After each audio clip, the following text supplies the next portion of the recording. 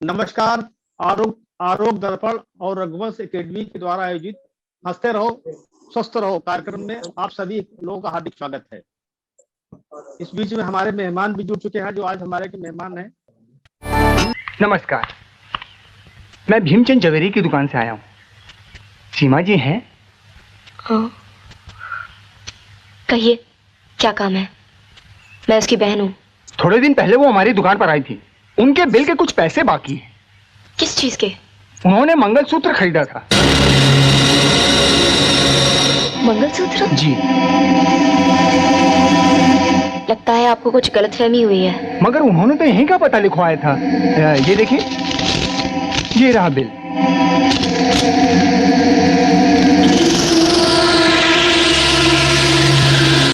स्वागत करता हूँ फिल्मों एवं टीवी के चर्चित कॉमिक एक्टर बनवारीलाल जोहल जी का। नमस्कार सर। नमस्कार जी। यार, जो मेरे डुप्लीकेट को सच समझ लेते हैं, बात कर लेते हैं, ऑटोग्राफ ले लेते हैं उनकी। अरे अरे अरे, ऐसा कैसे कर सकते हैं लोग? ऐसे लोग हैं बुद्धू। अरे ये फोन मैं ले सकता? हाँ, उठा लो उठा लो। अरे शाहरुख खान का फोन। डुप्लीकेट। उठाओ फोन, उठाओ फोन, उठाओ। हेलो जेठालाल, मैं आ रहा हूँ तुम्हारी गोकुलधाम सोसाइटी में। मेरी स्वागत की तैयारी तो तुमने कर रखी होंगी ना? स्वागत करता हूँ राजकुमार जी का, उर्फ खान जूनियर शाहरुख खान जी का। और ये हमारे प्रिय छोटे भाई हैं। बहुत करीब 7 वर्षों से हमारे साथ इनका जुड़ाव है और बड़ा स्नेह प्यार रहा है हम लोगों में। सबसे पहले शुरुआत करते हैं बातचीत की बनवारीलाल जी से। तो बनवारीलाल जी, वेलकम। और राजू भाई बहुत अच्छा। हाँ, जैसा जानते हैं आप सभी लोग कि कोरोना महामारी में सभी लोग बहुत तनाव में हैं। हम सभी तो आज चाहते हैं कि जो इस तरह से हमारा टाइटल है हंसते रहो स्वस्थ रहो, उसी के अनुरूप आज कुछ आप लोग ऐसा करें कि जिससे कि यहाँ का माहौल एक खुशनुमा माहौल रहे। बनवारीलाल जी। हाँ जरूर। देखिए जी, हंसी जो है उससे बड़ा कोई टॉनिक नहीं है। और जो तारक मेहता का उल्टा चश्मा है, कभी भी हम बोर होते हैं वो लगा देते हैं, उससे हंसी मिलती है। जो भी एनर्जी हमारी डाउन होती है उससे वो डबल हो जाती है। तो हंसना हंसाना तो जिंदगी का वो हिस्सा है जो कि सबको रखना चाहिए। और जो कोरोना आजकल का ये महामारी फैली हुई है पूरे वर्ल्ड में, और हिंदुस्तान में भी पीछे बहुत बुरा हाल हुआ। असल में क्या है, हमने इसको अपने ऊपर हावी कर दिया। हम इतने डर गए हैं और वो जो डर है वही हमें ज्यादा मार रहा है। तो मैं सभी लोगों से जो हमारा ये प्रोग्राम देख रहे हैं, सुन रहे हैं, सबसे पहले अपने अंदर कॉन्फिडेंस लाओ, डर को भगाओ, मस्त रहो। ये कुछ नहीं होने वाला, होना वही है जो ईश्वर चाहेगा। तो आप खुश रहिए, हंसते रहिए और इससे दूर रहिए। और बाकी देखिए, हंसने हंसाने के लिए बहुत सारी बातें होती हैं। मैं बताऊं कि फिल्म इंडस्ट्री जो है हमारी, वो इतनी चकाचौंध है वहां पे, माया नगरी बोलते हैं इसलिए। जो भी जब बॉम्बे आता है, हर आदमी ये सोच के आता है कि मैं उतरूंगा और मेरे सामने कैमरा लगा होगा और डायरेक्टर कहेगा आइए आइए, आप ही का इंतजार कर रहे थे। और जाति मैं शाहरुख खान बन जाऊंगा, जाति मैं अमिताभ बन जाऊंगा। तो ये जो चीज है ना, ये हर कलाकार में होती है। हम भी जब गए थे बॉम्बे, मैं 2000 में गया था, जबकि दिल्ली में मेरा बड़ा नाम था, तो मैंने भी जाते, अरे यार जाति सब जानते हैं, फटाफट यूं काम मिलेगा। वो चुटकी बजाता ही रह गया मैं। 1 महीने में तो मुझे बॉम्बे ने रुला दिया। जिसके पास भी जाता था, मैं कहता सर मैं आर्टिस्ट हूँ और मैंने स्टेज किया है, मैंने बहुत प्रोग्राम्स किए हैं। हाँ हाँ ठीक है, फोटो दे दो। फोटो दी डाकिए की तरह और चले गए। ऐसे 5-6 महीने तो पोस्टमैन का ही काम किया। अपनी फोटो दी और चले गए, फोटो दी चले गए, और ये उम्मीद लेकर कि कल इनका फोन आएगा, अरे बनवारी जी आ जाइए, कल आप हमारे साथ फिल्म कर रहे हैं। जब देखा 6 महीने में किसी ने कुछ बुलाया नहीं, तो बड़ा रोमांच सा हो गया। मैंने कहा यार, यहाँ तो भिखारी बन गए हम। जाते हैं सर मैंने वो किया है, उनके सर पे असर ही नहीं पड़ता कुछ। तो मैंने समझ लिया कि गलती उनकी नहीं, गलती मेरी है, क्योंकि मैं वो सोच लेके आया हूँ कि मैं स्टार हूँ, मैं एक्टर हूँ। मैं कहा भैया जमीन में घुस जाओ और जुड़ जाओ। फिर मैंने बिल्कुल फ्लैट हो गया और जमीन से शुरुआत की। मैंने कहा सर ये कुछ है हमारे लायक तो बताइए। तो सबसे पहला मेरा जो शूटिंग स्टार्ट हुई वो राजा बुंदेला जी के यहाँ पे। राजा बुंदेला जी का प्रोग्राम था जो जी पंजाबी चलता था, तो उन्होंने मुझे चैनल में भेजा। चैनल ने कहा कि आप पंजाबी जानते हो? मैं कहा जी हाँ, हूँ ही पंजाबी। खैर, जब उन्होंने प्रोग्राम दिया, अभी 5 एपिसोड टेलीकास्ट होंगे, वही राजा बुंदेला जी मुझे कहने लगे, आइए आइए बनवारी जी आइए। मैं कहा यार वाह। तो असल में क्या है, हमारे टैलेंट की, हमारे काम की पूजा है, ये शक्ल की पूजा नहीं है, अंदर जो टैलेंट है। राजू भाई है, जब वो उतरते हैं स्टेज पे, जब वो शाहरुख बनते हैं, तो वही कर सकते हैं। अगर हम करेंगे तो अजीब सा हो जाएगा, टमाटर पड़ेंगे हमें। तो ये राजू भाई कर सकते हैं। तो ये जो कला है ना, ये कहीं से खरीदी नहीं जा सकती। कला जो है ईश्वर की देन है, उसी की देन है। बस जब हम स्टेज पे जाते हैं तो करिश्मा ही अलग हो जाता है। अभी एक जोक सुनाता हूँ। बंबई शहर आप जानते हैं, बड़ी ऊंची ऊंची बिल्डिंग है। तो एक बिल्डिंग बन रही थी 50 मंजिल की, तो अभी काम चल रहा था 25वीं मंजिल पे, उसके ऊपर जाना था, लेकिन अभी 25वीं मंजिल पे काम चल रहा था। 3 कारीगर थे, एक मद्रासी भाई थे, एक बंगाली भाई थे, एक मेरी तरह पंजाबी भाई।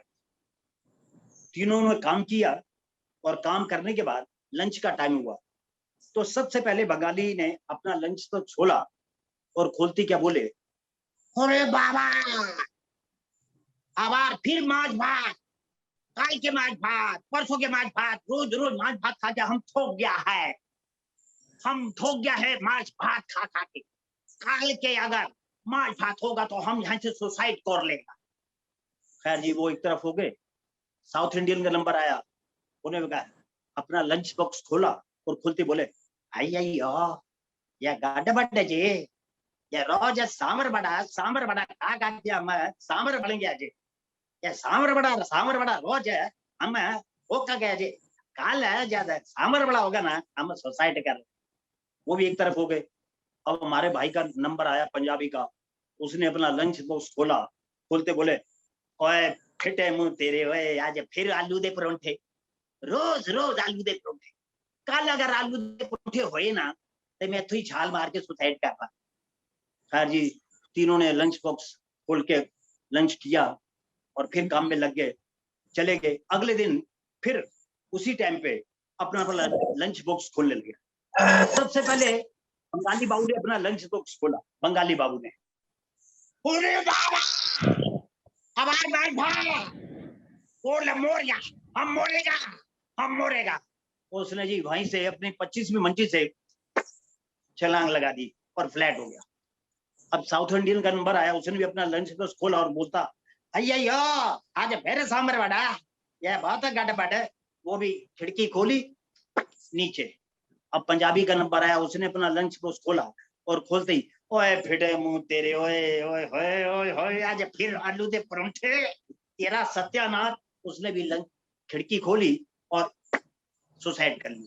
तीनों की बॉडी नीचे फ्लैट पड़ी है, तीनों की औरतें वहां खड़ी हैं और वही रोना पीटना, अय्यो ये क्या किया जे, अरे आप क्या किया जे, काय को मर गया जे, आप सांबर बड़ा का के ताक गया तो हमको बोलते हैं, हम आपको डोसा बनाता है, इडली बनाता है, क्या किया जे, आई आई बंगाली थी, वो भी रो रही थी, अरे बाबा এটা কি হলো রে বা, अरे काकी माँ এটা কি হচ্ছে, अरे बाबा रे এটা তো মর গেল রে রে রে রে, अरे কি হলো रे, माछ भात ना खाए की করবো बाबा। वो जो पंजाबी औरत थी वो सीधी खड़ी थी, ना रो रही थी ना कुछ कह रही थी। तो मद्रासी बोली, अय्यो ये मैं रोता है, देखो ये बंगाली रोते, अरे तुम कैसे औरत है, तुम्हारा आदमी मर गया है और तुम खड़े खड़े कुछ बोलता नहीं, कुछ रोता नहीं, कैसा औरत है। फिर पंजाबी बोली, और मैं किथों रोवा यार, वो अपना लंच खुद ही बना दे सी। तो कभी कभी ऐसी गड़बड़ी हो जाती है। और दोस्तों, पुरानी एक कई चीजें हैं जो कि कॉमेडी पैदा होती हैं। जैसे एक बार ऑटो में से एक सवारी उतरी और उतरते ही, वो जल्दी में थी, पीवीआर सिनेमा टाइम हो चुका था। उसने कहा कि पिक्चर स्टार्ट ना हो जाए, मैं टाइम से पहुंच। तो जब वो वहां उतरी और उसने उससे पूछा, हाँ भैया कितने पैसे हुए? उसने कहा 100। उसने 100 का नोट दिया और भाग गया। 90 पैसे वो बोलने नहीं दिए, और 190 नहीं बोलने दिए। और वो 90 बोलने नहीं दिए तो वो चला गया। तो उसे बड़ा गुस्सा आया।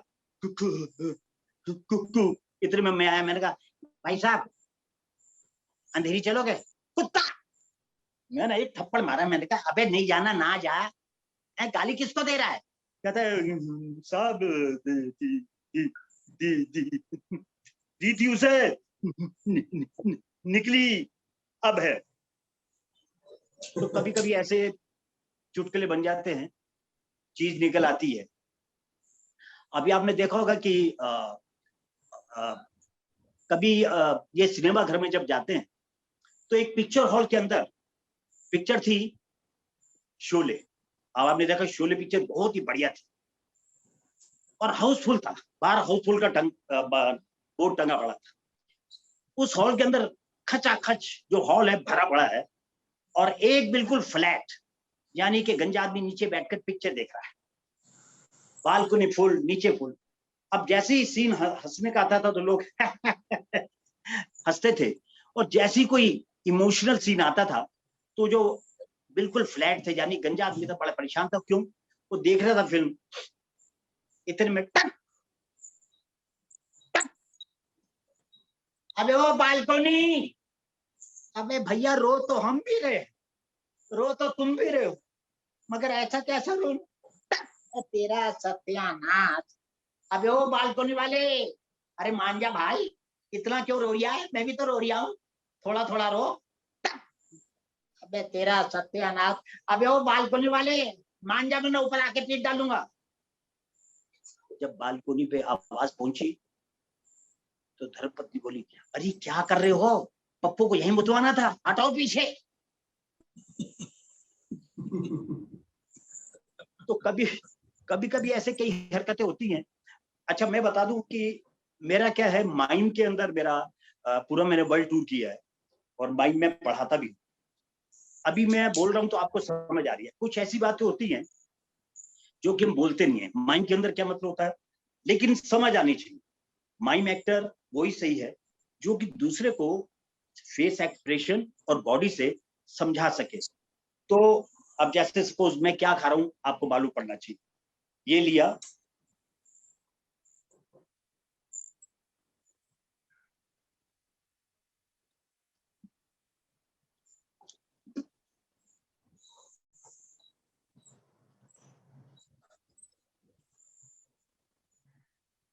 तो मालूम है कि ये क्या चीज थी, इससे पहले क्या था?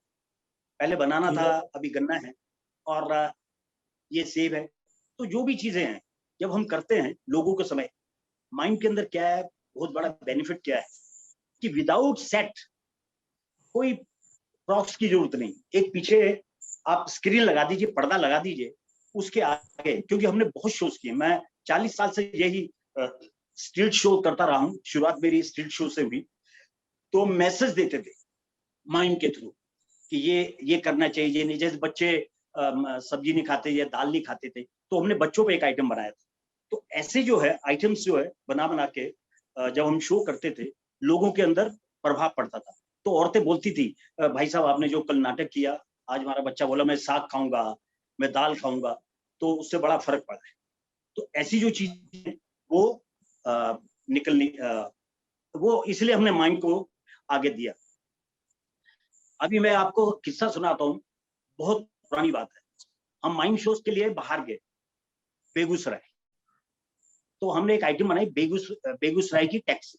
हम कलकत्ता में शो किया, कलकत्ता से गए हम बेगूसराय, बेगूसराय से मुंगेर जाना।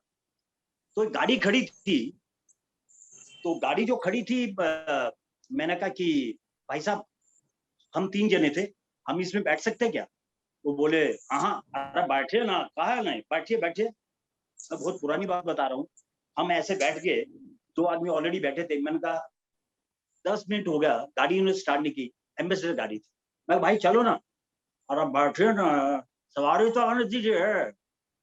कहता सवारी आने दीजिए। मैंने इधर उधर देखा, पीछे सटे हुए 4, एक आगे। तो मैंने कहा यार बैठाएगा कहाँ? इतने में नंगे पाँव 2 आए हट्टे कट्टे, बोले मगर चलेगा? तो ड्राइवर बोला हाँ चलिए। तो उसने खिड़की से हमें यूं कहा, भाई साहब हाँ पैर ऊपर की जो पीछे हो जाएगी।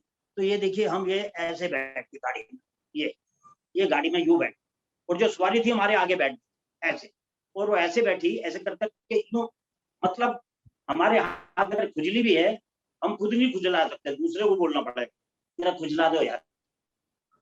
ऐसे सेट करके हो गए बैठ, और बैठ गए। और आप की मानिए 18 लोग टैक्सी में बैठे हैं, और टैक्सी ड्राइवर कहाँ बैठा हुआ है, ये स्टीयरिंग है इधर, और दरवाजा आधा खुला हुआ है, ये स्टीयरिंग है, और वो और चलाते चले सामने आई, और उसने ब्रेक मारी। अरे मैंने कहा भैया मरवाओगे क्या? कहता बैठे रहो रोज का काम है। ये बिहार की टैक्सी थी, जो ये 78 की बात बता रहा हूँ, तब हम गए। और जब हमने वहां सुनाया या जिनका शो करते, अरे बोले एक बार हम 21 आए थे, मेरी बोलती बंद हो गई। मैंने कहा कमाल है। और ये पक्की बात है, अब पता नहीं क्या हाल है, मैं बहुत पुरानी बात बता रहा हूँ। तो ये बिहार की टैक्सी, हमने इस पे एक आइटम बनाई थी। और जैसे एक आइटम है कि एक अचार बेचने वाला गली गली में आवाज कैसे देता है, और या स्टेशन पे जो है वो आपने देखा होगा, चाय चाय गरम चाय, चाय चाय चाय, दही भल्ले पापड़े। एक आया, उसने ऐसी आवाज दी, वो कैसे बेच रहा है,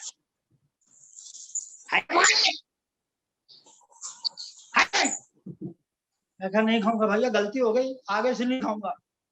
मैं कहा तू गाड़ी ले जाओ, वो उसका वो खाली पकौड़े।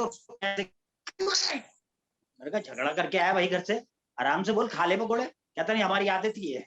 ऐसे एक बार झांसी में मैं ट्रेन से आ रहा था, तो एक आदत होती ना कि लोग क्या रहे, तो वहां पे ना शो मच रहा था, हाँ हुड़िया।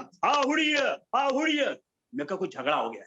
गाड़ी खड़ी थी, मैं उतरा, मैंने कहा यार क्या हुआ, और बड़ी भीड़। मैं कहा किसी की शायद पिटाई हो रही। मैं अपना डिब्बा छोड़ के 3 डब्बे पीछे, जहाँ पे ये भीड़ लगी थी, मैंने देखा बात क्या है। तो वो जो है झगड़ा नहीं हुआ था, वो कह रहा था खा लो पूड़ी, खा लो पूड़ी, खा लो पूड़ी, लेकिन उसका आवाज क्या है, खा लो पूड़ी है। देखा साला ये मतलब बेचने के अलग अलग कमाल के। एक अचार बेचने वाला जिसका पूरे हिंदुस्तान में अचार बड़ा मशहूर, बंगाल से बंगाली, मद्रास से मद्रासी, यूपी बिहारी सभी, पंजाबी। तो वो अचार बेचने वाला जो था एक बंगाली, वो था सिंधी। तो उसकी दुकान सजी पड़ी है, और दुकान के सारे मर्द बन रखे हैं, स्पेशल अचार ये। तो जो भी आता था कहता था जरा चखा के बताइए, फिर उसके बाद खाइए। तो उसने जैसे ये अपना मर्तबान खोला, और सबसे पहले अपना आ रहे हैं, उसका नाम क्या है, बंगाली अचार वाले, আপনার তো নাম খুব শুনেছি, একটা अचार दो। तो उसने अचार का, सिंधी भाई ने अचार का मर्तबान खोला और काजेले, उसने लिया अचार। खूब भालो बाबा, खूब भालो, বাড়ি নিয়ে যাবো না? দাদা বলবে কোত্থেকে এসেছো?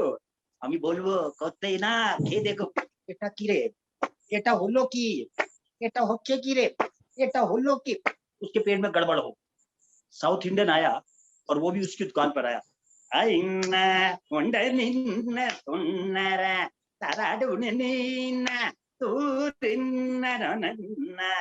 अरे आइयो तुम्हारा नाम सुना जी, अचार ना। उसने उसको अचार दिया सिंधी ने, और उसने भी लिया।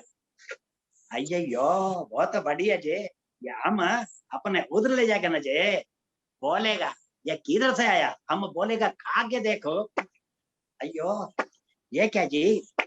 खैर उनके भी पेट में गड़बड़ हुई, और वो भी एक साइड में खड़े हो गए। अब आए बिहार के बिहारी, तने खम का अचार दो तो, लो भैया खाओ। ओ हा वाह का कहियो, वाह मजा, क्या का होएगा बारे, यही का होएगा बा, धोतिया खुल गई बारे। खैर वो भी अपने लाइन में लग गए, और बोलेंगे इस तेरी थाने में रिपोर्ट लिखाएंगे। इतने पंजाबी शाह आता भांगड़ा डालते, ओ मैं कहता है रब दी हिमाया, वो कहते पीर मैं है कोई झूठ बोल रहा, कोई ना भाई कोई ना, ओ बल्ले बल्ले बल्ले बल्ले बम बम बम बम। हाँ ला भाई तेरा ना बड़ा सुनिया चार चक्का, ये लो ओए अचार दिता कि बिठ दी होए, ओए मुठ भर के दे पंजाब तो आ रहा तेरे जना चुंगा। ओए कमाल भाई तेरे अचार दे, ओ मुठ ते आपे उत्ते हो गई है। ले भाई आपा घर ले जाएंगे ते घर वाली कहेगी मैं कहा जी कित्थों ले आयो, तू पहले कित्थे पाला कित्थों ले आयो, ओ खा के वेख भले लोके ओ ये की होया, ये टेडी च हॉल की पै गया, ओ तेरी में ओए ओ तेरी। खैर जी सबके पेट में गड़बड़ी हो गई, सब थाने में जाते और थाने के हरियाणा के चौधरीदार, ए भाई ये 2 घंटे से पिट पिट कर रहा है, क्या हो गया तुमने? कहते जी ये कह रहे हैं वो सिंधी ने 4 खिला दिया। भाई सिंधी ने वो 4 भी लिया साथ में, ए भाई ये क्या हो रहा है देख तो। सिंधी बोला अरे आई बड़े हम इधर देखो अचार बेचते नहीं, हमारा तो कोई कसूर नहीं, हम तो देखो हम खा के दिखाते हैं, तेरे भी गड़बड़। ओ चौधरी तू देखियो दिखा मैंने दे। भाई मैंने भी घना चंगा लग रहा है, ये सुसरी में पटपट कर रहे हैं, जबकि मैंने भी खोली पटक पटक। ओए चौधरी ये सिंधी कर दे गट घर में बंद, इसकी भी कर दे पटक पटक। भाई बाप हमको तो आपको देख के हमारा हो गया पट पट पट पट।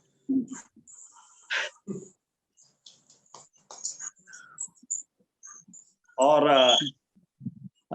मैं ये सोच रहा हूँ कि थोड़ा सा राजू रायकवार जी जूनियर शाहरुख हाँ जी राजू की जी, भी हाँ राजू, हाँ कुछ हाँ श्योर श्योर, आमंत्रण की हाँ मैं जब तक सांस ले लेता हूँ।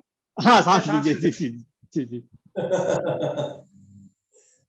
बहुत अच्छे Banwari sir, very good. Hello thank you Raju भाई। हो चुकी है आपकी मेरी मुलाकात हुई सर अपना नरेंद्र बेदी साहब के साथ में।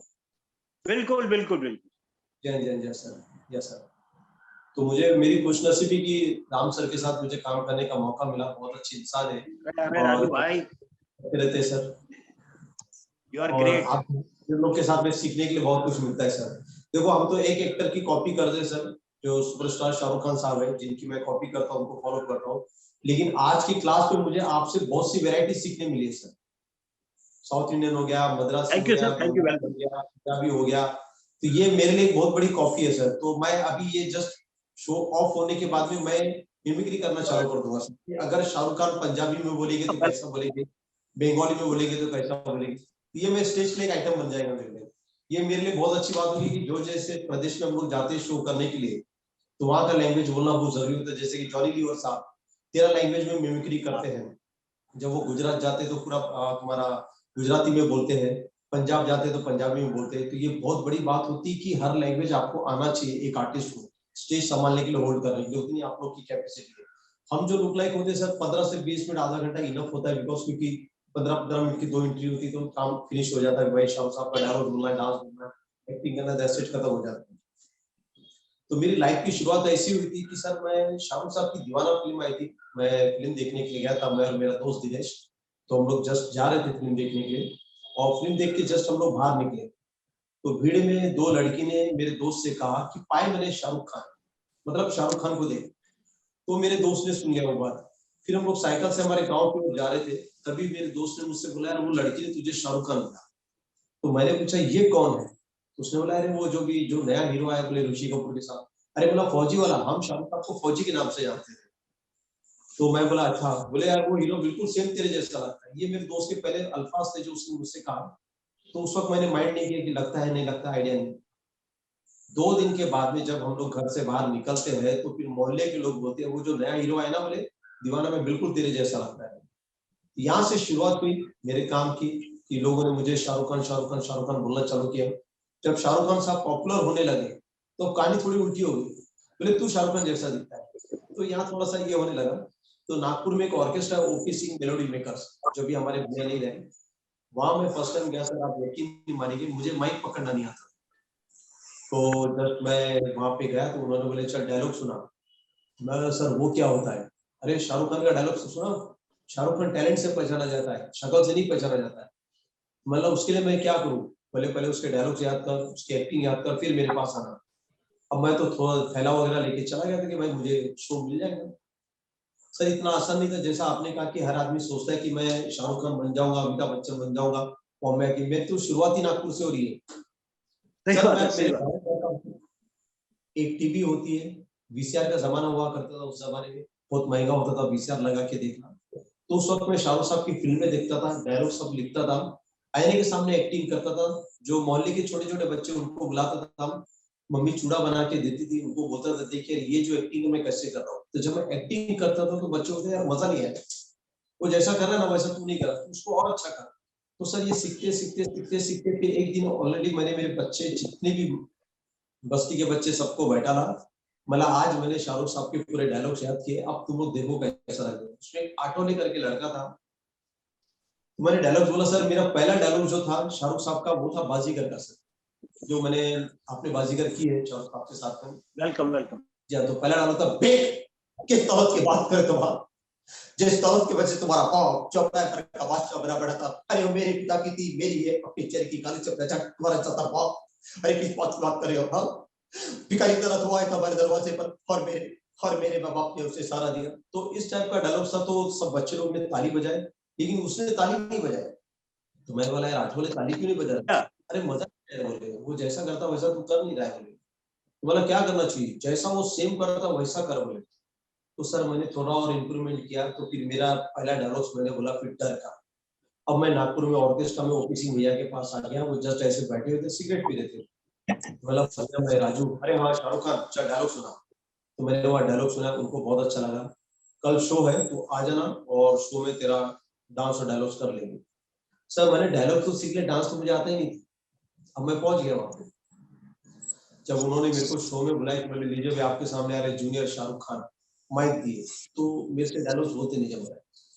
तो मैंने बोला भैया वो ऐसी दीवानगी पे थोड़ा बहुत डांस अदा करूँ, तो डांस नहीं आता है। गलत सर, अभी मैं आपने बोले डायलॉग सुनिए तो डायलॉग तो बोल, हमारा डायलॉग्स नहीं जमेगी इतने पब्लिक सामने मैंने कभी बोला। तो सर वहाँ मैं फेल हो गया, मैं डायलॉग्स नहीं बोल पाया। डांस की ऐसी दीवानगी में 1.5 घंटे मुझे भगा दिया गया, बोले यार इसको डांस भी नहीं आता। तो सेकेंड डे से मेरी ट्रेनिंग चालू होगी डांस के ऊपर में, उन्होंने मुझे डांस सिखाया। तो ऐसे करते करते मेरे 4-5 शो हो गए। तो एक शो में भैया ने मुझसे कहा आज तू डायलॉग्स बोलेगा, आज तू डांस नहीं करेगा। मैं बोला ठीक है सर। तो पहले भगवान का गाना चालू था ऑर्केस्ट्रा में, जैसे कि आपको पता है सर। इन्होंने कुछ नहीं चालू किया सर, इन्होंने बोला लीजिए जूनियर शाहरुख खान आ रहा है। उस वक्त मैं ग्रीन पीछे साइड में ग्रीन रूम की तरफ मैं सामान उठा के रख रहा हूँ, मैं तैयार नहीं हूँ, मेरे को स्टेज पे ऐसे बुला दी, ले माइक ले डायलॉग बोल।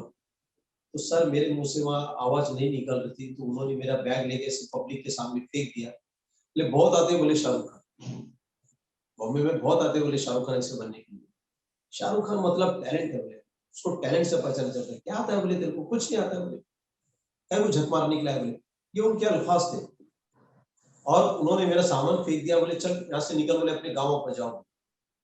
तो जस्ट मैं ऐसा रोने लगा, मैं जस्ट ऐसे जाने लगा तो एक बुजुर्ग व्यक्ति थे, तो उन्होंने कहा डर गया क्या, चल एक डायलॉग तो सुना दे। बोले डर का, बहुत बुजुर्ग थे वो। तो मैंने सर आओ नहीं देखा, ताऊ नहीं देखा, मेरे हाथ में माइक भी नहीं था, मैं वहां खड़े रह के डायलॉग्स मेरा चालू गया डर का। I love you, I love you Kiran, तो किसी और की नहीं हो सकती, कब नहीं हो सकती ना। अरे क्यों क्या करे सौरभ, अरे कोई किसी से प्यार नहीं करेगा, अरे चाँद का नाम ले लेगा कोई, लोग वापस से नफरत करेंगे, नफरत। अरे नहीं किरण नहीं, तुम ऐसा मत करो। तो मेरा थोड़ा इस टाइप का हुआ। तो पब्लिक ने सर मुझे अप्रिशिएट किया, पब्लिक ने ताली बजाई कि आप तो बहुत अच्छा डायलॉग बोलता है करके। तो फिर भैया मेरे पास आए, उन्होंने मेरे कंधे पे हाथ रखा, उन्होंने कहा देख यार क्या होता है, मैं अगर ऐसा नहीं करता तो डायलॉग्स नहीं बोल पाता। बोले अब एक काम कर, जो तू बहुत अच्छा डायलॉग बोलता है वो डायलॉग बोल। तो सर उन्होंने मेरे हाथ में माइक दिया और मुझसे उन्होंने कहा कि तू राम जाने का डायलॉग बोल। तो सर पिक्चर थोड़ी 19-20 थी, लेकिन मैं थोड़ा सा टपोरी टाइप का कैरेक्टर, तो मुझे राम जाने उन्होंने कहा बोलने के। तो मेरा पहला डायलॉग था राम जाने का। काय तू झूठ बोलता है, काय तू साला अपन को बचाने का कोशिश कर रहा है, अपन जिला खान का बोलता है, अपन मारा साला भाव को, अपन मारा साला बोलने को, अपने मारा छोटे के छटरे साला, क्या करेगा तू, पास से दिखापुर को देखो। तो सर इस टाइप का डायलॉग था, तो पब्लिक ने बहुत अप्रिशिएट किया मेरे को।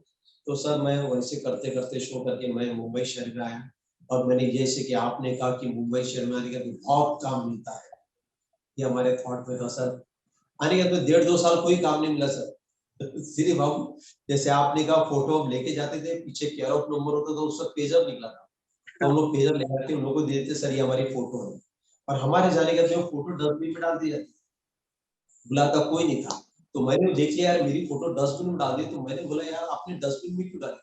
उस वक्त अपना जू पे हम लोग फोटो निकाला करते थे, वो 50 रुपए की फोटो होती थी सर। तो मैंने बोला यार इतनी महंगी फोटो अपने डस्टबिन में डाल दिया, काम नहीं देना तो मत दो, लेकिन डस्टबिन में क्यों डालते? मैंने वो फोटो उठा ली, मैंने देखा यार ये ऐसे काम नहीं मिलेगा। अभी अपने करना क्या चाहिए, मतलब अपने में क्या टैलेंट है? अपने में ये टैलेंट है कि अपन शाहरुख खान का डायलॉग से अच्छा बोलते, डांस अच्छा करते, हम वही चालू करते। तो साहब मैंने ट्रैक थोड़ा चेंज कर दिया। उस जमाने में लोग जाते थे, हेलो सर मेरा नाम ये है, ये मेरी फोटो है और ये मेरा बायोडाटा है। मैं सब कुछ नहीं करता था सर, जैसा गेट खोलता था वैसा शाहरुख खान का डायलॉग बोलना चालू कर दिया। जो आता फटाफट होता डायलॉग, अरे रुक भाई रुक, सर ऑडिशन दिया कैसा लगा? अच्छा लगा? अरे तू अच्छा करता है बोले, चल मैं तेरे लिए कुछ सोचता हूँ। तो सर मैंने लोगों को मजबूर किया सोचने के लिए कि भाई मैं इस टाइप का ऑडिशन दूंगा। तो ऐसा मैंने सचिन जी जो मराठी एक्टर है उनके साथ में मैंने काम किया। फिर तुम्हारा दिलीप गुलाटी साहब है, उस वक्त गोगा कपूर साहब ऐसे बैठे हुए थे, तो वहां मैंने एक एक्टिंग करके दिखा इनको, राम जानकी श्याम साहब की। तो दिलीप साहब के अल्फाज थे कि अमेरिका में डांस कंपटीशन हो रहा था चार्ली चैपली साहब का, शायद आपने भी सुना होगा सर। तो वर्ल्ड से बिगेस्ट चार्ली चैपली के जितने लुक लाइक सब आए थे वहां पे परफॉर्मेंस देने के लिए सर। तो सर सब लोगों ने परफॉर्मेंस दिया। वहां परफॉर्मेंस देने के बाद में जो फर्स्ट नंबर आया फला कंट्री का आया, सेकंड नंबर आया फला कंट्री का, थर्ड नंबर आया फला कंट्री का, और चौथा जिसका नंबर आया सर वो ओरिजिनल चार्ली चैपलिन थे सर। तो सर ने बताया कि कभी कभी क्या होता है, नकल में भी अकल की जरूरत होती है कि आप लोग अच्छा कर लेते हो कि ओरिजिनल से बेटर करते हो। तो मुझसे बोला यार तूने जो किया बहुत अच्छा किया, अगर तू पहले आता तो आज शाहरुख खान तेरा डुप्लीकेट होता। तो मैंने उनसे बोला सर मैं माफी चाहूंगा, फिलहाल तो अभी एट प्रेजेंट मैं उनका डुप्लीकेट हूँ, मैं उन्हीं की कॉपी कर रहा हूँ, मुझे एक्टिंग नहीं आती। बोला सर और वो मेरे गुरु है, वो जैसा करते हैं मुझे वैसा ही करना पड़ता है, बस फर्क इतना है कि हम लुक लाइक है तो हमें 110% दिखाना पड़ता है कि हम बेटर एक्टिंग करते हैं, तो हमें सर उसमें इफेक्ट डालना पड़ता है, तब जाके वो सारी चीज निकलती सर। मेरी एक्सपीरियंस था सर मेरा। फिर आपने इंद्र कुमार साहब है जिन्होंने दिल बनाई थी, बेटा बनाई थी और ग्रैंड मस्ती बनाई थी, तो मुझे सर के साथ काम करने का मौका मिला। और सर मजे की बात देखिए ना क्या हुआ, ऑडिशन के लिए 2 शाहरुख खान आके जा चुके थे पहले से, और तीसरा शाहरुख खान मैं था। अब सर मैं वहां पहुंचता हूँ तो मुझे बोलते कि सर बिजी है कल आइए। मैं बोला नहीं यार मैं आज सर से मिलके जाऊंगा। तो मैं 12 बजे पहुंचा हूँ सर, 2 बज गए तो बोले नहीं सर बिजी आप कल आइए। सर 4 बज गए, मैं बैठा वहां पे, 6 बज गए तो बंदा कहता भाई तू आज क्या रोल लेके जाएगा क्या? मैं बोला यार आज सर से मिलना है, मिलके जाऊंगा, क्योंकि मुझे मालूम है सेकंड डे मुझे शो के लिए निकलना है। बोला एक ट्राई करके देखते हैं। सर 12 बजे से लेकर रात के 8 बज गए सर, अंदर मैसेज जाता है कि सर वो शाहरुख खान के बाहर बैठा, वो जाने को तैयार नहीं, बोला सर से मिलकर ही जाऊंगा। तो बोले उसको अंदर भेज। मैंने इंद्र कुमार साहब का एक मायापुरी में जी है, एक इंटरव्यू देखा था मेरे सर का। तो मैं जस्ट जैसे दरवाजा खुला मेरा पहला डायलॉग चल गया राम जाने का, बाजीगर का, दीवाना का, फला फला। वो बैठ के इसे देखने लगे, अच्छा करता है आदमी, एक काम पर कल तू शूटिंग पे आया। मतलब सर मुझे कुछ नहीं बोलना पड़ा, मैंने जो डायलॉग्स बोलना था मैंने बोल दिया। इंद्र कुमार साहब ने बोले क्या बात है, क्या करता है, इसको स्क्रिप्ट दे दो। बोले मैं बोला सर मुझे स्क्रिप्ट देंगे तो मुझे याद करने में टाइम लगता, मैं बैठे बैठे डायलॉग बोलता हूँ शाहरुख साहब का, ये तो नए है। ठीक है, उन्होंने मुझे स्क्रिप्ट दे दी सर, मैंने डायलॉग्स याद कर लिए। परसों मेरा शूट था। अब सर शूटिंग में क्या होता है, रेखा जी बैठी है, सरमन जोशी साहब बैठे और मराठी एक्टर बैठे, सर बैठे, अब डायलॉग्स रीड करना है सर। अब मैं जब मेरा नंबर आया मैं डायलॉग करा तो लोग बोलते ये डायलॉग्स तो है ही नहीं, बोले उसमें। बोला नहीं यही डायलॉग से मुझे जो दिए गए थे, तो यार सर वो रात में सीन चेंज हो गए थे, डायलॉग्स चेंज हो गए थे मेरे को। और मैं एकदम घबरा गया, मैं बोला यार इतने बड़े मुश्किल से मैंने डायलॉग्स याद किया और पूरे सीन चेंज हो गए। तो सर ने बोले क्या हो गया? तो बोला सर वो डायलॉग्स याद किया चेंज हो गया। बोला पूरे एक काम कर, 2-2 लाइन करके बोल लेगा? बोला हाँ, जाके बाहर जाकर आओ। थोड़ा मैं बाहर घूम कर आया। बोले राजू घबराना, बोले जो तू करेगा मैं उसको टेक कर लूंगा। बोला सर रिहर्सल करेंगे? बोला हाँ। बोला सर रिहर्सल अच्छी होती है उसी को टेक कर लेते हैं। बोले तू मेरे को मत सिखा क्या करना, तू रिहर्सल कर। सर आप यकीन नहीं मानेंगे, जो मैंने फिल्म की है सुपर नानी, उसमें जो कुछ कुछ जो शॉट है वो मेरे रिहर्सल के जो टेक हुए सर, टेक में वो इफेक्ट नहीं मिला जो उनको रिहर्सल में मिला। और रियल लाइफ में सर मैंने देखा है, जब आप कोई बड़े सीनियर डायरेक्टर के साथ, लीजेंड के साथ काम करते हो, उनके काम करने का तरीका अलग होता है सर, वो आपसे काम निकाल लेते सर, पैसा काम निकालते। मैंने सचिन जी के साथ किया, तुम्हारा अपना दिलीप गुलाटी साहब के साथ किया, इंद्र कुमार साहब के साथ काम किया। तो इनको पता है सर कि एक आर्टिस्ट से काम कैसे निकाला जाता है सर। तो सर ये छोटी सी बात है इंडस्ट्री की, और आप तो जानते हैं सर कि इंडस्ट्री में मोनोपोली चलती है सर, आपकी अपनी एक लॉबी होती है, अपना ग्रुप होता है, अपने ग्रुप को ही प्रमोट किया जाता है। हम जैसे आप जैसे आर्टिस्ट जो बाहर से आते हैं उनको बहुत स्ट्रगल करना पड़ता है सर। मैं स्ट्रगल नहीं बोलूंगा सर, मैं इसको एक ही चीज कहूंगा कि भाई हम अच्छे काम की तलाश में होते, लोगों ने इनको नाम एक स्ट्रगल का नाम दे दिया कि भाई सर। और रिएक्ट तो सर ऐसा था कि मेरे लिए तो बहुत बड़ी बात थी कि मैं शाहरुख साहब से मिला हूं, लेकिन जब फर्स्ट टाइम मैं स्टार्टिंग आपको बता दूं, जब शाहरुख साहब की चमत्कार की शूटिंग चालू थी मुंबई शहर में, जी तो उस वक्त जब मैं मुंबई आया था तो अपना नसरुद्दीन शाह साहब के साथ में उनकी जू पे शूटिंग चालू थी गाने के साथ। तो उस वक्त हम शाहरुख साहब को फौजी के नाम से जानते थे कि भाई फौजी का लड़का है करके। तो उस वक्त मैंने 100 रुपए देके एक बंदे को बोला था यार फोटो निकालना स्टार लोग के साथ में। तो इधर नसीर साहब बैठे, इधर शाहरुख साहब बैठे, मैं बीच में बैठा हूँ, मैंने इसे कंधे पे हाथ रख के फोटो निकालने गया, उसने मेरा हाथ ऐसे नीचे कर दिया। वो छतरी पकड़ के खड़ा था बंदा कोई था, तो मैंने बोला यार ऐसा क्यों कर रहे हो, बोले हाथ नीचे रख के फोटो निकालो। तो मैं ऐसा बीच में रह के मैंने फोटो निकाल लिया सर। और वो फोटोग्राफर को मैं ढूंढ रहा हूँ सर, वो फोटोग्राफर भाग गया 100 रुपए लेके, वो फोटो मिली नहीं सर आज तक मेरे को। तो मेरा फर्स्ट टाइम शाहरुख साहब से मुलाकात थी। और जब मैं सेकेंड टाइम जब मैं मुंबई आया, तभी मेरी जो पहली मुलाकात थी जो मैंने आपको बताया शाहरुख साहब के साथ एयरपोर्ट पे हुई थी। फिर मेरी सेकंड मुलाकात शाहरुख साहब से हुई थी हॉली फैमिली हॉस्पिटल में बैंड्रा में। तो उस वक्त मेरे ख्याल से आर्यन बहुत छोटा था, तो शाहरुख साहब और भाभी जी उनको हॉस्पिटल में कुछ ट्रीटमेंट के लिए आए थे। तो वहीं पर मेरी दोस्त की सिस्टर एडमिट थी, तो मैं शिरडी से जाकर आया था। तभी मैंने देखा कि वहाँ शाहरुख साहब खड़े हैं खिड़की की, मैं अंदर वो खड़े हुए, मैं बाहर ऐसा खड़ा हूँ।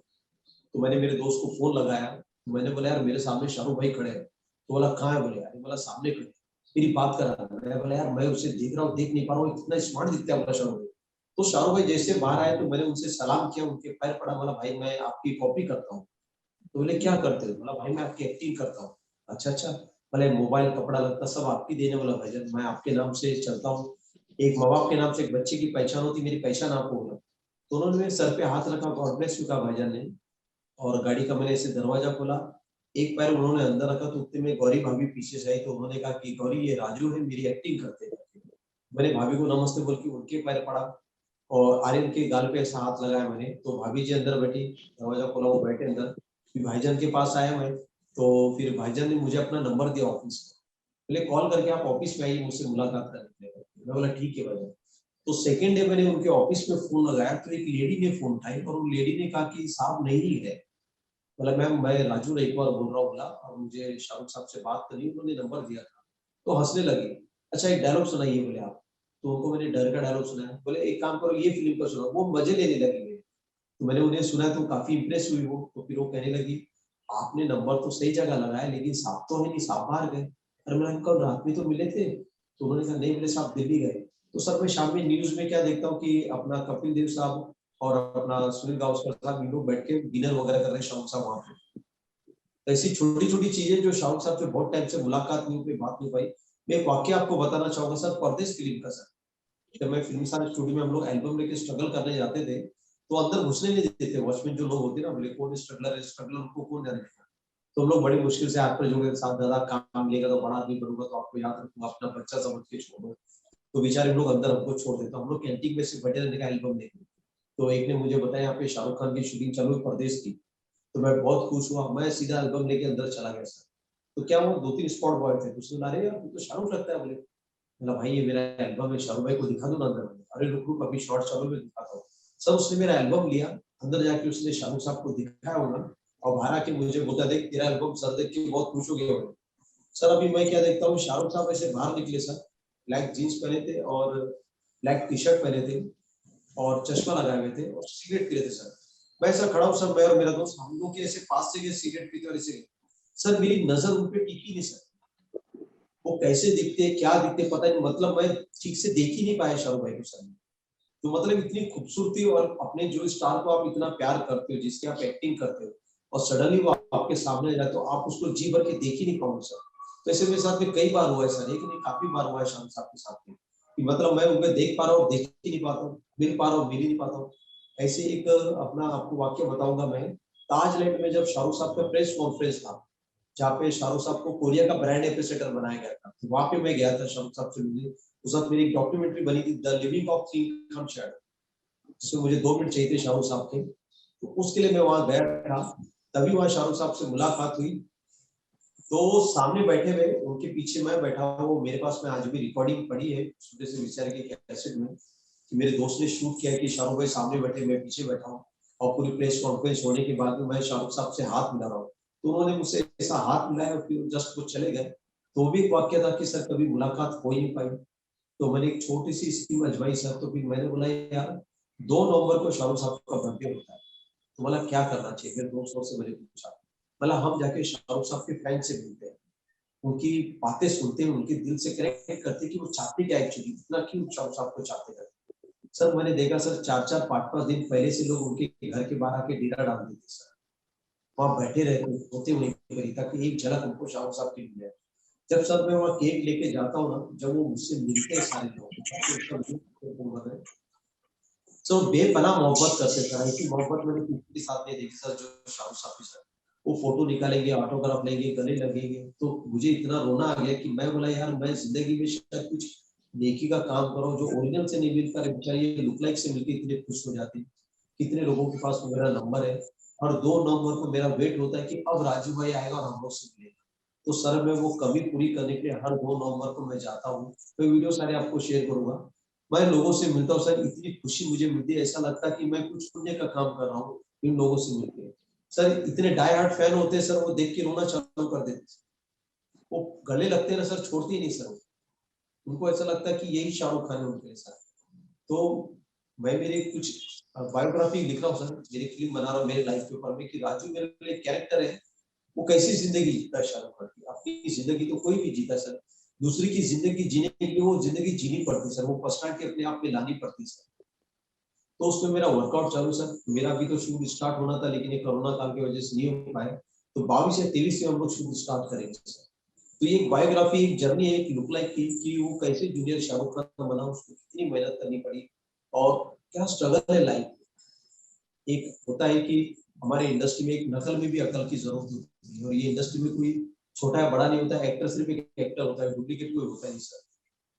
तो उसके बेस पे हम एक फिल्म बना रहे हैं कि ये जो राजू है ये क्यों शाहरुख खान बनना चाहता है। ये शाहरुख तो बन ही नहीं सकता ना सर, चश्मा लगाने से, बाल रखने से, कपड़े लेने से और गेटअप करने से तो शाहरुख खान तो बन नहीं सकता सर।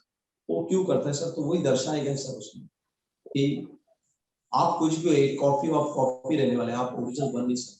हमारा टाइटल भी हमने रखा है शाहरुख बनना आसान है, आप कुछ भी करोगे आप शाहरुख नहीं बन सकते। शाहरुख खान एक ही सर, दूसरा कोई हो ही नहीं सकता सर। तो बहुत लीजेंड है शाहरुख साहब, और मुझे जो कुछ मिला सर मेरी औकात से बढ़कर मिला है और शाहरुख साहब की वजह से मिला है। ना मैं इतनी स्टेज शो करता, ना मैं घर बनाता, ना मैं मेरी दुनिया बनाता। मैं आज दुनिया का बहुत खुशनसीब इंसान हूँ कि मुझे शाहरुख साहब की शक्ल मिली है, उनके नाम से काम और मेरा घर दोनों चलता है सर, और मैं सुखी हूँ सर। और मुझे जिंदगी से शिकायत भी नहीं सर कि लोग बोलते कि यार दूसरों की कॉपी करता नहीं सर, मैं शाहरुख साहब की कॉपी करके खुश हूँ। एक स्टार का नाम मिल जाता है ना सर आपको, तो आपको पहचान बनाने की जरूरत नहीं पड़ती सर, ऑलरेडी एक ब्रांड आपके पीछे लग जाता है, तो वर्ल्ड फेमस ऐसे हो जाता है। एक छोटा सा एग्जांपल दूंगा सर आपको मैं, 30,000 पब्लिक में शो होता है सर ऑर्केस्ट्रा का, उसमें सिंगर आता है, म्यूजिशियन आता है, एंकर आके सब लोग गाना गिना गा के चले जाते हैं सर। 30,000 पब्लिक उनको 30 सेकंड में भी नहीं पहचान पाती सर, 3 घंटे में। जब उनके सामने बोला जाता है राजू रईपुर जूनियर शाहरुख खान आ रहे हैं आपके सामने, वो 30 सेकंड में 30,000 पब्लिक तक पहुंच जाता है सर, तो लोगों को याद रहता है भाई जूनियर शाहरुख खान आया था। तो ये हमारे लिए बहुत बड़ी बात होगी सर, कितने बड़े स्टार का नाम आपको मिलता है और आपका नाम और काम दोनों चलते हैं सर साथ में। Yes sir. राजू भाई जो है बहुत अच्छा है। और एक जो है बनवारी लाल जी के पास आऊं उसके पहले ये जानना चाहता है, एक बहुत मैं यूट्यूब पे देख रहा था, एक बहुत जी। कोई अच्छा डायलॉग था आपका शाहरुख खान जी के लिए, वो याद नहीं मुझको आ रहा है, तो जरा अगर वो कौन सा था, तो बड़ा कोई मैं फेमस डायलॉग है। आपको, हाँ मैं आपके लिए डायलॉग बोल देता हूँ सर। सोचो अगर शाहरुख खान साहब आपको प्यार करेंगे तो कैसे करेंगे, उनका अंदाज क्या होगा सर बोलिए। जी अब वो शर्मा जी करके बोलते हैं, कितने प्यार से बोलते हैं, देखिए I love you, I love you very very much Sharma ji. जब मैं आपके मन करता हूँ तो तुम्हें देखना चाहता हूँ, तुम पास नहीं होते तो मैं चारों तरफ महसूस करता हूँ, हर पल हर घड़ी हर वक्त अपने दोस्त शर्मा जी को ढूंढता हूँ। तुम इसे मेरा प्यार कहो या मेरा पागल कहो, लेकिन एक बात है, अरे प्यार तो बहुत लोग करते हैं शर्मा जी, लेकिन वो जैसा प्यार तुमसे कोई नहीं कर सकता। पता है क्यों? क्योंकि तुम हर किसी के पास नहीं होना यार। तुम मेरे बहुत अच्छे दोस्त हो शर्मा जी, मैं तुम्हें भूल नहीं सकता शर्मा जी। एक्चुअली मैं तुमसे बहुत प्यार करता हूँ शर्मा जी, मैं मरते दम तक तुमसे प्यार करूंगा और जिंदगी भर करूंगा। I love you Sharma ji, I love you करके शाहरुख साहब के अंदाज में आप। बनवारी लाल जी आप जरा कुछ। आप देखिए, हाँ मैं भी कुछ पुरानी यादें आपको बताता हूँ। जी। देखिए जैसे राजू भाई भी बता रहे थे, कॉपी करना भी कोई आसान नहीं है, ये भी एक गॉड गिफ्टेड है कला, वो ईश्वर की देन। मेरी पहली फिल्म है बाजीगर। मैं अभी बॉम्बे नहीं गया था, दिल्ली में था। बाजीगर के सेट पे जब मैं पहुंचा और देखा सारे बॉम्बे के स्टार खड़े हैं और मैं अकेला दिल्ली से, मैं ऐसे सुकड़ के खड़ा था एक साइड में, तो मैंने जॉनी लीवर जी को देखा। जॉनी लीवर जी के साथ मैंने ये 92 में फिल्म की थी मैंने, और 90 में मैंने एक शो किया था हिसार में शाहरुख ये जॉनी लीवर जी के साथ। मुझे नहीं मालूम था कि जॉनी लीवर जी ने वो प्रोग्राम मेरा देखा था और मेरे फैन हो गए थे, मुझे मालूम नहीं था। लेकिन मैं मन में कह रहा था जॉनी लीवर जी अगर पहचान जाए मजा। जॉनी लीवर जी का वही स्टाइल, ये करके उन्होंने मुझे कहा, अरे तू वही है जो हिसार में शो किया था हमने। मैं कहा जी। मैं कहा हाँ। उन्होंने कसम से, राम जी, डाइनिंग टेबल से, लंच का टाइम था, डाइनिंग टेबल से प्लेट उठाई और मुझे कहा, अरे आओ ना खाना खाते। मतलब इतने डाउन टू अर्थ हैं वो, इतने कमाल के कलाकार हैं। मेरे अंदर जो ये था ना, मैं जो टुकड़ा हुआ था, थोड़ी जान आई कि शुक्र है इन्होंने मुझे पहचान लिया। उसके बाद अब्बास मस्तान जी, मैंने खाना लिया, कहता आओ। अब्बास मस्तान जी से मिलवाया कि ये दिल्ली का बहुत अच्छा आर्टिस्ट है। अनु मलिक जी भी बैठे थे, रतन जैन जी भी बैठे थे, प्रोड्यूसर जो हैं। तो सबसे मेरी उसने मतलब तारीफ भी की और मिलवाया। मतलब जॉनी लीवर जी का वो मैं जिंदगी में नहीं भूलूंगा कि उन्होंने मेरे अंदर जो ऑक्सीजन खत्म हो गई थी, वो ऑक्सीजन ऐसी भर दी कि मेरे अंदर ताकत आ गई, जान आ गई। और मैंने जो भी आपने शॉट दिखाया था शुरू में काजोल जी के साथ, उससे पहले मेरा शॉट था जॉनी लीवर जी के साथ, जब मैं बाहर से आता हूँ सीट बन के, वो एक ही टेक में ओके हो गया था। तो अब्बास मस्तान जी से मैंने कहा जी और दूं? कहता नहीं ठीक है। और जब मैंने दूसरा शॉट दिया तो राइटर ने खाली एक लाइन लिखी थी जो काजोल जी के साथ मेरा था। तो उसने कहा, अरे यार क्या लिखा है, कुछ लिखो यार, आर्टिस्ट अच्छा है। मतलब उनके दिमाग में भी बैठा। अभी बस बेवकूफी ये थी, उन्होंने मुझे कहा भी अब्बास मस्तान जी ने, क्या बॉम्बे आते हो क्या? तब उन दिनों में मेरे पास दिल्ली में बहुत काम था, बच्चे थे छोटे। मैंने कहा यार इनको कहाँ भेजूंगा, क्या करूंगा, और वहां मेरा कोई माई बाप नहीं है, कहाँ रहूंगा क्या है। तो इस चक्कर में मैं, और फिर मैं माइम शोज के लिए बाहर जाता रहता था फॉरन। तो मैं नॉर्वे चला गया, नॉर्वे से वापस आया, फिल्म रिलीज हुई। मैंने कोशिश की यहाँ से दिल्ली से फोन करने की, लेकिन मुलाकात नहीं हुई। सो ये बड़ा लक की बात है। और ऐसी एक फारूक शेख की बात याद दिलाता हूँ आप। मैं बड़ा ही मायूस था, ये जो स्ट्रगल पीरियड के जो दिन होते हैं वो कभी भूलता नहीं आता। हमारे हेमंत पांडे जी हमारे बहुत अच्छे दोस्त हैं, हेमंत पांडे, उन्होंने मुझे मिलवाया था एक वो प्रोडक्शन हाउस से। तो दिनेश बंसल जी का ऑफिस था, उन्होंने कहा जी ये दिल्ली का आर्टिस्ट है। तो मैं बड़ा मायूस, क्योंकि काम था नहीं, 1-2 महीने से खाली था। तो मैंने अचानक उनके यहाँ फोन किया, तो वहां से फोन आया, आप अभी आ सकते हो? उनका वहां लोखंडवाला में ऑफिस। अरे मैंने कहा कुआं पूछ रहा है प्यासे से कि मेरे पास आ सकता है? अरे मैं तो भाग के गया। मैं कहा हाँ जी। और जाके उन्होंने कहा कि ये पढ़ के दो। एक करप्टेड उसका मंत्री का रोल था, और मैंने कहा, पढ़ के सुनाया और बात होगी, बोले कल शूट है आज।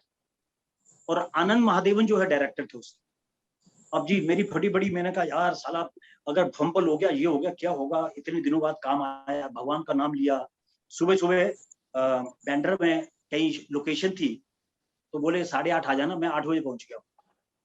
जब मैं पहुंचा तो प्रोडक्शन वाले बोले, हाँ जी आप? मैं कहा जी मैं आर्टिस्ट हूँ और वो मंत्री का है। तो जूनियर आर्टिस्ट जितने बैठे थे बोले यहाँ बैठ जाओ। मैं बैठ गया। अब आनंद महादेवन जी आए, बोले वो मंत्री का रोल कौन कर रहा है? मैं कहा सर मैं कर, आ जाओ। तो वो विदाउट डायलॉग कुछ इम्प्रोवाइज कर रहे थे, वो मैंने किया जैसे जैसे बोला, 1 टेक ओके हुआ। अब 2 पेज का जो था ना मेरा, उसको मैंने तोती रट लिया। मैंने कहा यार अगर जरा फंबल होगा तो मेरी मतलब कैरियर खत्म हो जाएगा, ऐसा डर लगा होता है। लेकिन मैंने अंदर भगवान का नाम लेके कॉन्फिडेंस पैदा किया। थिएटर बहुत किया मैंने। अब जी फारूक शेख और उनकी बीवी आती है और मैं फ्लर्ट करता हूँ उनकी बीवी के साथ, ऐसे अखबार पढ़ रहा हूँ और बीवी आती है। मैं कहा अरे आप आ गए, आप ही का इंतजार कर रहा था। ऐसे करके मैंने पूरा शॉट दिया। और बीच में जब फारूक शेख आते, मैं कहा मैंने तुम्हें अकेला बुलाया था, ये बीच में कबाब की हड्डी कौन है? तो उन्होंने कहा ये मेरे हस्बैंड है। ओहो अच्छा।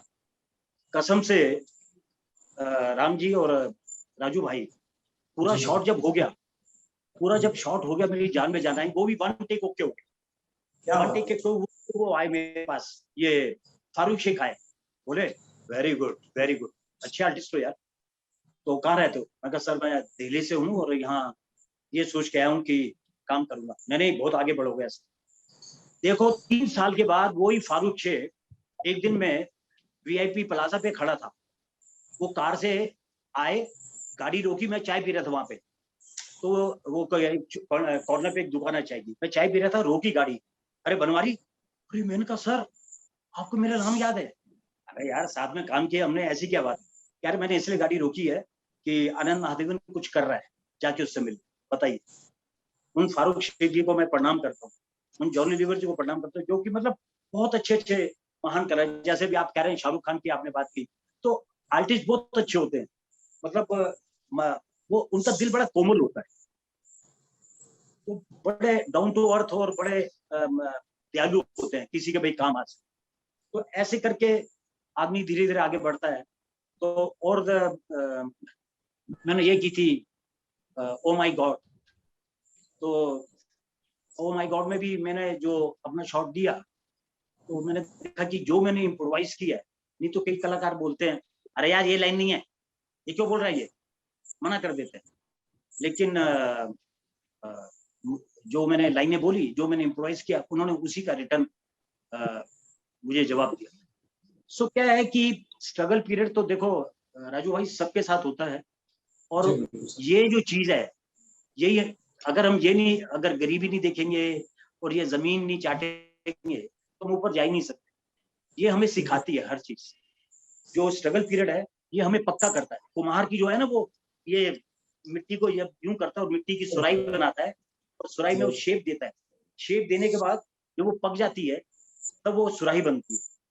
और नहीं तो वो जैसे भी उसको बनाना चाहे, सुराही बना, खड़ा बनाना चाहे, तो ये क्या है, हम आपको धीरे धीरे पॉलिश करते हैं, और जब शाबाशी मिलने लगती है ना, तो एक कॉन्फिडेंस पैदा होता है अंदर। अभी ईश्वर की दया से सब वहाँ एक, मैंने अभी 50 से फिल्में की हैं। अभी मैंने लास्ट में एक फिल्म की है अटकन चटकन, जिसमें मैं विलन बना हूँ और मेन विलन, और 3-4 अवार्ड ले चुके वो। सो क्या है कि कई बार ये दोस्तों की दुआएं और ऊपर वाले का आशीर्वाद, माँ बाप के आशीर्वाद, ये सब दुआएं जो है काम करती है दोस्तों, इसी से आगे बढ़ता है। ये माइम एक्टिंग का कोई, जैसे आपने शुरुआत किया माइम एक्टिंग से, आपका काफी रहा उसमें, तो इसमें कोई विशेष आपका कोई शॉट अगर हो कहीं तो? देखिए ऐसा है राम जी कि माइम सबसे, ये मैं बताऊं, मैं 84 में लंदन गया था। 3 महीने हमने यहाँ रिहर्सल की थी। वहां की एक नोला रे है, माइमिस्ट है लंदन की। मैं जिस ग्रुप को मैंने ज्वाइन किया था उनके साथ मैं स्ट्रीट शो करता था। उनका नाम था आलोक राय, अभी उनकी डेथ हो गई है। मेरे गुरुजी मेरे डायरेक्टर रहे हैं वो, तो उनके साथ मिलकर मैं काम करता था। तो हमने 3 महीने रिहर्सल की अपना। या माइम का सबसे बड़ा बेनिफिट तो ये है राम जी कि हमें कोई सेट की जरूरत नहीं है। अभी मैं बताऊं, अब मुझे पानी पीना है, तो ये मालूम पड़ रहा है कि यार गर्मी है, ठीक है ना, प्यास लगे तो मैं यूं कर रहा हूँ। और मैंने अभी एक चीज बताता हूँ, माइम के अंदर एक बहुत ही डिफिकल्ट चीज है। बोल के हम कह सकते हैं ये पानी लाया, पिया, खराब निकला, मैं कहाँ से लाया? उसने कहा जी मैं कुएं से लाया। गधा कहीं का, दूसरा पानी ला। फिर मैंने कहा ये पानी गंदा है, कहाँ से लाया? जी हैंडपंप का। तो अभी मालूम पड़ गया हैंडपंप का। अरे यार फ्रिज के अंदर से पानी ला, और पी लिया। तो ये कहने में और माइंड में यही फर्क है कि माइंड में हमें एक एक चीज बड़ी क्लियर बनानी पड़ती है। और जैसे मैंने उसे कहा,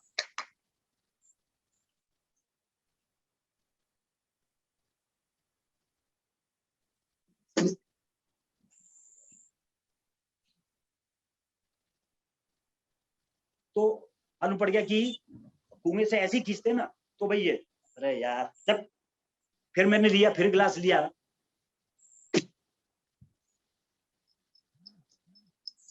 तो क्या है, अभी मैं बैठा हूं, नहीं तो हैंडपंप बनाना पड़ेगा तो समझ आ जाएगी ये कह रहा है कि मैं हैंडपंप चलाया हूं। अबे गधे। जब, और उसको मैं अब बता रहा हूं,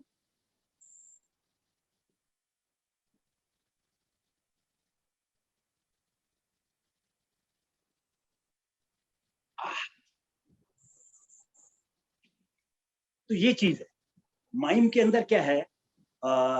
हमने बहुत स्ट्रीट शोज किए हैं और वर्ल्ड में, पूरे वर्ल्ड किया। मैं London, Paris, Australia, Denmark, Finland, Switzerland, Netherland और ग्रीन, ऐसे कई ग्रीस और कई कंट्रीज में हम गए।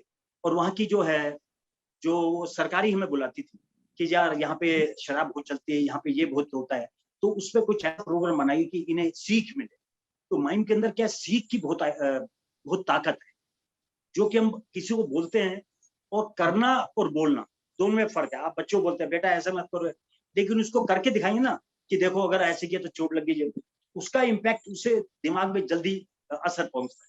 तो इसलिए माइंड के अंदर यही स्पेशल है। अब जैसे मैं बताऊं कि ये है,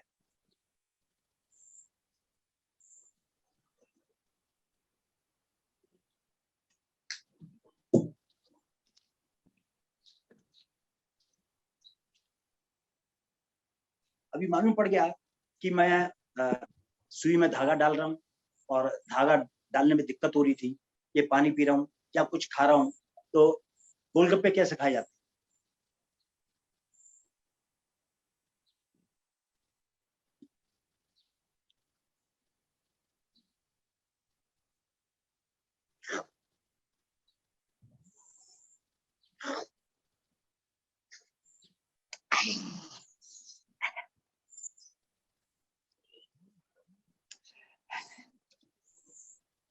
तो ये जो है हमें माइंड के अंदर सब एक्सप्लेन करना पड़ता है कि मैं क्या कर रहा हूँ, कैसे बेच रहा हूँ। जब तक हम जेस्चर ढंग से नहीं करेंगे तो माइंड निकल के बाहर नहीं आता। मैं आजकल KNK में पढ़ाता हूँ बॉम्बे में, और मेरे 3-4 प्ले भी मैंने तैयार करवाए हैं बच्चों के। एक हमने अभी लेटेस्ट तैयार करवाया पानी के ऊपर, कि गांव में पानी नहीं है और पानी से बहुत दिक्कत है, तो कैसे वो लोग करते हैं, कैसे इकट्ठा करते हैं, कैसे वो पाइप लाते हैं, कैसे। तो ये पूरा आइटम है। अगर आप YouTube पे KNK डालेंगे और माइंड डालेंगे तो मेरा शायद वो आइटम दिखने को मिल जाए। तो ये सब चीजें हैं। और मैं तो अभी भी तैयार हूँ, कहीं से सोचता हूँ कुछ ऐसा 4-5 लोगों को इकट्ठा करके, तो किसी भी सिटी में जो प्रॉब्लम्स है, जैसे भी बीमारी है, अभी मैं बताऊं, मैंने एक आइटम सोचा था कि एक बच्चा अवार्ड लेके आया, पहलवान है, और पूरे गांव में उसकी जय जयकार पूरी जय जयकार हो रही है, और कहा भाई वाह, उस पे शान है भाई, हमारा गांव का नाम ऊंचा कर। एक दिन वो ही बीमार पड़ा और कुश्ती का टाइम आ गया और वो हार गया। कहा ये क्या हुआ, इस पे तो मैं नाच था। तो उसका बैकग्राउंड जाते हैं कि उसको जब जीता तो पार्टी दी, सबने खाया पिया, और वहीं पे वो पत्ता पुत्ता फेंक दिया, पत्ते पड़े, किसी ने सफाई नहीं की, वहां पे धीरे धीरे गंदगी फैल गई, बदबू लगी, उससे लोग बीमार होने लगे। और उससे क्या हुआ, तो जब ये जानकारी मिली तो हुआ क्या, सबने फिर वो सफाई शुरू कर दी, सफाई करके कहा फिर वही अपना सुंदर गांव। तो ये क्या है, माइंड के अंदर हम इसी टाइप की कई चीजें बनाते हैं, जिससे कि कॉमेडी भी हो, हंसी मजाक भी हो, और बाद में उसका निचोड़ भी मिले, थीम सीखने को। और आपको बताऊं 84 में जो उन्होंने बताया था, लंदन गया था, माइंड फेस्टिवल था, और मेरा डेली टेलीग्राफ वहां का एक पेपर है, 3 जगह मेरा मेंशन था। और वहां का एक थिएटर ग्रुप है जॉन कासन ने मेरे डायरेक्टर को कहा कि बनवारी जी को 6 महीने के लिए हमारे यहाँ भेज सकते हो। तो मेरा पहला ट्रिप था जिंदगी का, कभी गया नहीं था बाहर। तो और डायरेक्टर भी जानता था ये मेरा मेन एक्टर है, और सब ये तैयार भी करते, मैं असिस्ट भी करता था आलोक राय जी को। तो खैर मेरी भी इतनी वो नहीं थी कि मैं यहाँ रहूंगा अकेला, क्या है करूंगा। लेकिन मैं वैसे बात बता रहा हूँ कि वो इतने इंप्रेस हो गए थे, फिर उन्होंने मुझे डिनर पे, मेरे डायरेक्टर को मुझे बुलाया, नोला रे ने डिनर दिया, तो बोले कि भाई तुम्हारा माइंड हमें बहुत अच्छा लगा। मतलब उन्होंने अप्रिशिएट किया, जबकि माइंड जो है इंडिया में कम, वर्ल्ड में बहुत इसका नाम। मनोहर लाल जी, ये झोल का क्या है, ये जो आपका टाइटल है झोल? वैसे राम ऐसा है, झोल जो है हमारा ये वो है, मतलब गांव से हमारा नाम वो है, जो हम है शर्मा, बनवारी लाल शर्मा, लेकिन झोल जो है सब कास्ट है हमारे। मेरे फादर थे, उनका नाम था श्री भगवान दास झोल, हमारे दादाजी थे कृपाल दास। तो हम वैसे ना पंजाब अपना हिमाचल से हैं। तो हिमाचल में झोल हमारी ये सब कास्ट है, यहाँ से शुरुआत हुई है। तो शर्मा में कंपनी में मैं सर्विस करता था, वहां मैंने BL शर्मा लिखा।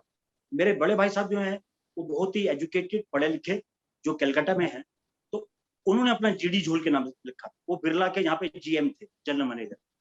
लेकिन मैं बताऊं, पढ़ाई में हमारा हाथ जरा तंग था, क्योंकि अंग्रेजी मुझे इतनी ज्यादा अच्छी आती थी कि वो लोग समझ नहीं पाते थे कि ये अंग्रेजी कहाँ की बोल रहे हैं।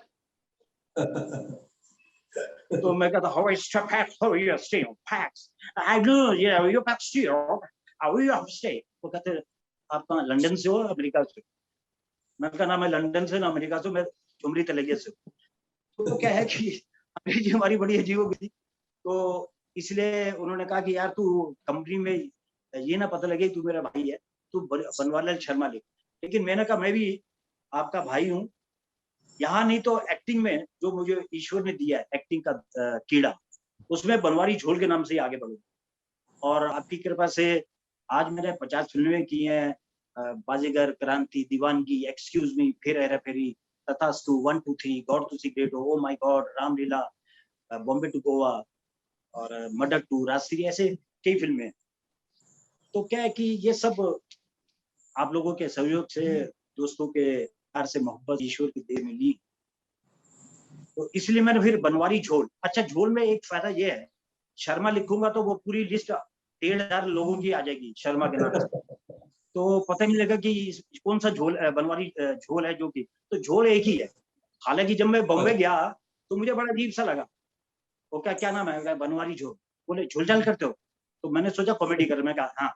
बाद में पता लगा झोल यहाँ पे गलत आदमी को कहते हैं।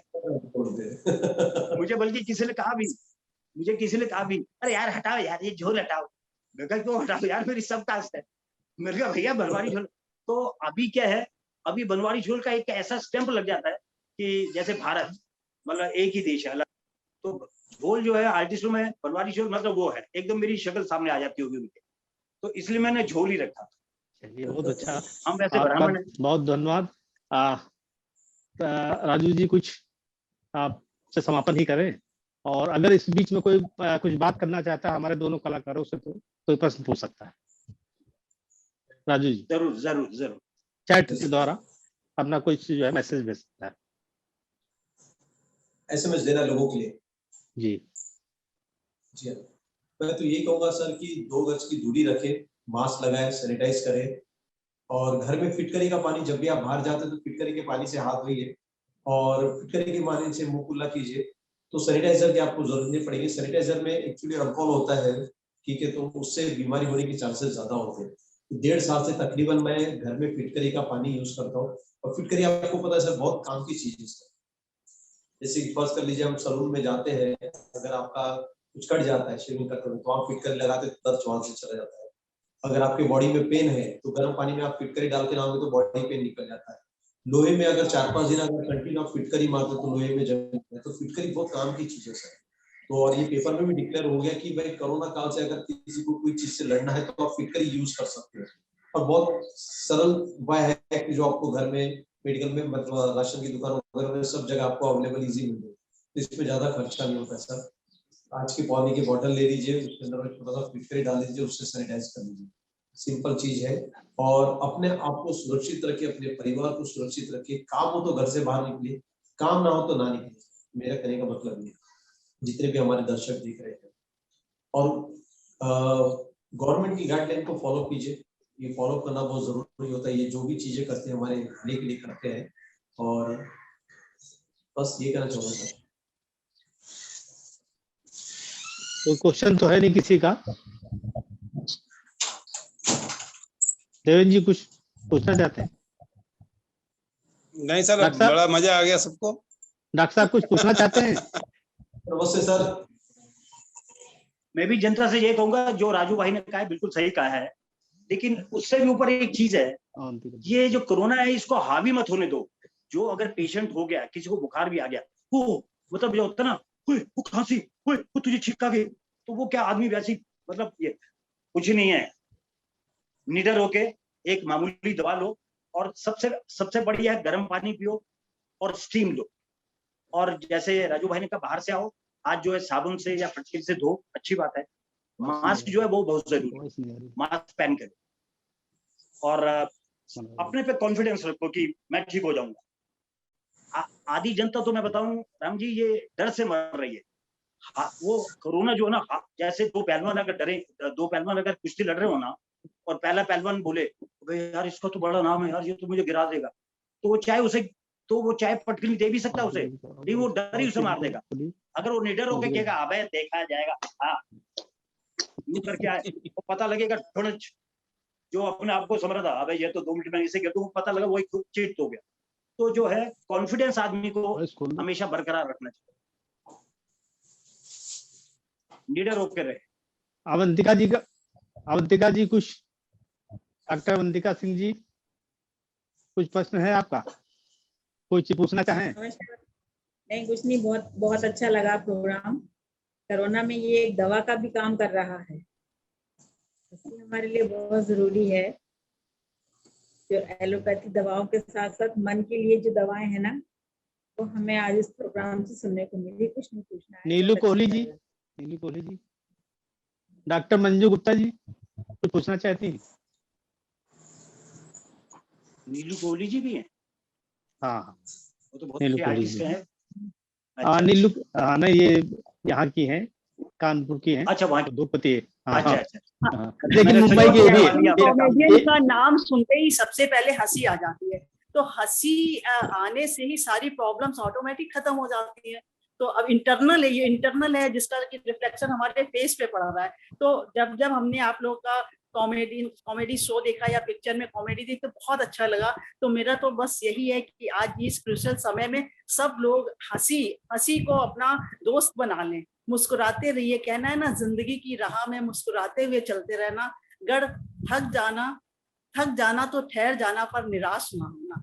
तो आपके लोगों की तरफ से हम ये मैसेज सबको देते हैं कि कितनी भी बड़ी परेशानी हो, लेकिन अगर आप हिम्मत है तो आप सब कुछ बहुत आसानी से उसे निकाल सकते हैं। और हर चीज को बहुत ही लाइटली लीजिए, टेक इट इजी। तो जितनी भी प्रॉब्लम्स होंगी, आप जैसे भी मेंटल सेट की बात करी थी, कि अगर आप अपने को लाइट रखेंगे, इजी रखेंगे, तो सारी प्रॉब्लम्स ऑटोमेटिक लेस होती चली जाएंगी। और एक टाइम ऐसा आएगा कि सोल्यूशन आपके सामने है, प्रॉब्लम है, इमीडिएट सोल्यूशन, और आपको सोल्यूशन मिल गए। तो कहने का मतलब ये है कि ये दौर तो गुजर जाएगा, वक्त की एक ऐसी आदत है, जैसा भी है गुजर जाता है। तो हमें हर दिन बहुत ही thankful to God and hopeful, always hopeful for the best, है ना। तो हमें होपफुल होना चाहिए और हर सिचुएशन के लिए तैयार होना चाहिए, पॉजिटिव होना चाहिए। और इसके साथ साथ हमारे राजू भाई और देवेन जी आवाज आ रही? देवेन जी? जी सर, आवाज आ रही सर।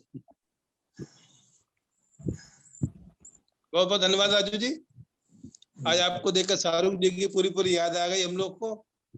और आज संडे का दिन हम लोगों ने एंटरटेनमेंट का डे रखा था अपनी सीरीज में, तो बहुत अच्छा लगा। और बनवारी लाल जी के नाम के आगे भले झोल लगा हुआ है, बहुत शानदार है उनका। आज उन्होंने हम लोग को बड़ा आनंदित किया और पुरानी कई चीजों से हम लोग को अवगत कराया। और सभी दर्शकों का, हमारे जो गेस्ट हमारे स्पीकर्स थे, राजू भाई का, बनवारी जी का, मैं बहुत बहुत धन्यवाद करता हूँ। Thank you.